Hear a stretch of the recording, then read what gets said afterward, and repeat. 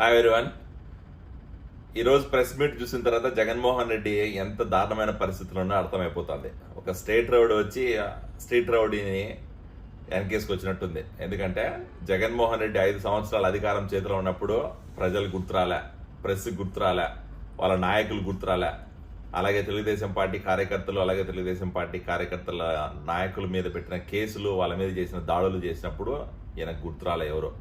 ఈరోజు పిన్నెల అనే ఒక వీధి రౌడీని, పిన్నెల అనే ఒక స్మగ్లర్ని, పిన్నెల అనే ఒక మూర్ఖుడిని, పిన్నెల అనే ఒక దొంగని అరెస్ట్ చేస్తానే ఆయన కోసం 25 లక్షలు ఖర్చు పెట్టుకొని విజయవాడ నుంచి ఆ ఊరికి జైలుకి హెలికాప్టర్లో పోయి అక్కడ ములాఖత్ లేకపోయినా మా తెలుగుదేశం పార్టీ ప్రభుత్వము ఈరోజు సరే జగన్మోహన్ రెడ్డి వచ్చాడని మానవతా దృక్పథంతో ములాఖత్కి పర్మిషన్ ఇస్తే ప్రెస్ మీట్ బయటికి వచ్చిన తర్వాత ఈయన మాట్లాడిన మాటలు చూస్తామంటే నిజంగా ఎంత దిక్కుమాలిన, ఎంత దరిద్రమైన పరిస్థితిలో ఉన్నాడో జగన్మోహన్ రెడ్డి అర్థమైపోతుంది మనకి.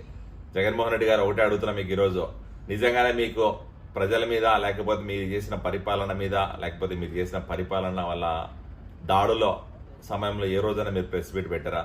ఏ రోజైనా ప్రజల కష్టాల గురించి ప్రెస్ మీట్ పెట్టారా? ఏ రోజైనా 5 సంవత్సరాలు మీరు అధికారంలో ఉన్నప్పుడు ఢిల్లీ నుంచి పర్యటన చేసి వచ్చినప్పుడు కానీ ఏ రోజైనా ప్రజలకు వివరించే ప్రయత్నం చేసినారా?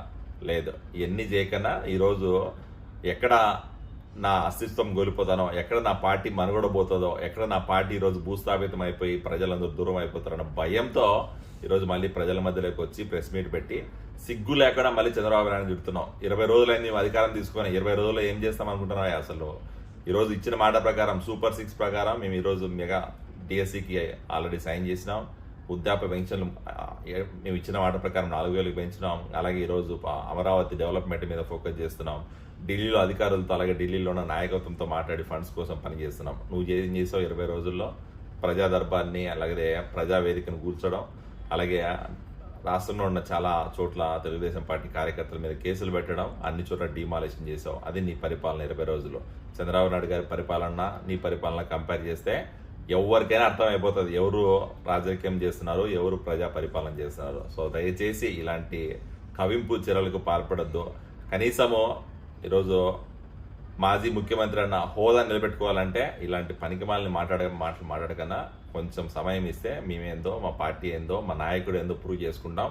ఆ తర్వాత కావాలంటే నీకు సిగ్గుమాలను రాజకీయాలు చేసుకుని టైం ఇంకా 4.5 సంవత్సరాలు ఉంది, అప్పుడు చేసుకుందాం. Thank you so much.